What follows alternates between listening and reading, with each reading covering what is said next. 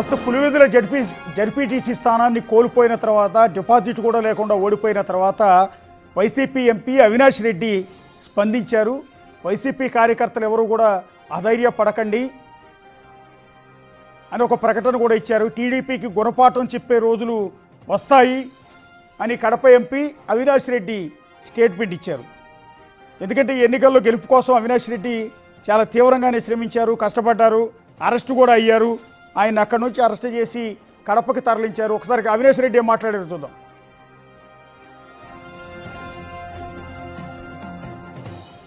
నిజమైన పోటీ జరిగి ఒక 5 ఓట్లతో తెలుగుదేశం పార్టీ గెలిచినా కూడా వారికి ఎనలేని తృప్తి సంతోషం ఉండేది, మాకు ఎనలేని బాధ ఉండేది నిజమైన పోటీ జరిగింటే. కానీ ఈ మాదిరి పోలీసుల సంపూర్ణ సహాయ సహకారాలతో వేలాది మంది తెలుగుదేశం పార్టీ కార్యకర్తలను ఈ 15 బూతుల దగ్గర పెట్టి, బూతులు ఎదురుగానే వాళ్ళని పెట్టి, మా పోలింగ్ ఏజెంట్లు లోపలికి పోకుండా అడ్డుకొని ఏజెంట్ ఫారాలు చించి, నిజమైన ఓటర్లు లోపలికి పోకుండా వాళ్ళ దగ్గర బలవంతంగా ఓటర్ స్లిప్పులు లాక్కొని లోపలికి వెళ్ళి దొంగ ఓట్లు వేసి, మరి ఈ మాదిరి జరిగిన దాన్ని ఎలక్షన్ అంటారా? దీన్ని ఎలక్షన్ అంటారా లేకుంటే ఇంకేమైనా అంటారా? మీరు గెలిచినామని చెప్పి మీరు అనుకోవాల్సిందే తప్ప ప్రజలు అనుకునే పరిస్థితే లేదు. ఎందుకంటే పాపం ప్రజలు ఓట్లు వేసింటే కదా మీరు గెలిచినామని కేవలం మీరు అనుకోవాల్సిందే.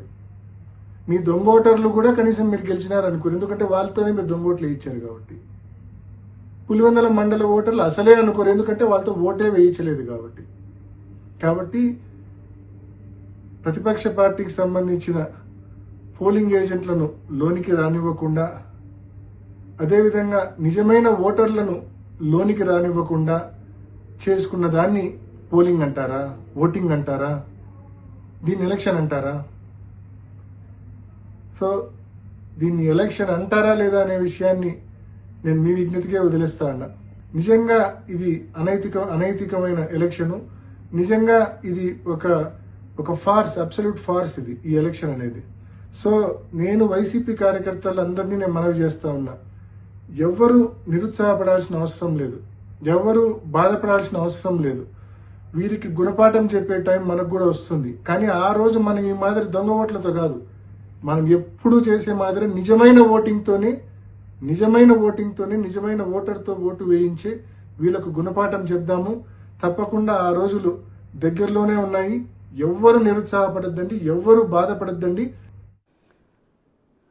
ఎస్, ఎవరు కూడా బాధపడొద్దు, ఎవరు ఇబ్బంది పడొద్దు, ఎవరు అధైర్యపడాల్సిన అవసరం అంతకన్నా కూడా లేదు. దొంగ ఓట్లతో, రిగ్గింగ్తో తెలుగుదేశం పార్టీ గెలిచింది. గెలుపు అనేది అసలు గెలుపే కాదు. మనకు మళ్ళీ మంచి రోజులు వస్తాయి, మళ్ళీ మనం విజయం సాధిద్దాం. ఈనాడు దొంగ ఓట్లతో కాదు, రెగ్యులర్గా మనకు పడే ఓట్లతోనే ధైర్యంగా గెలుద్దామని పార్టీ శ్రేణులందరికీ కూడా వైసీపీ ఎంపీ అవినాష్ రెడ్డి ఒక ధైర్యం చెప్పే ప్రయత్నం చేస్తూ ఒక ప్రకటన అయితే విడుదల చేశారు.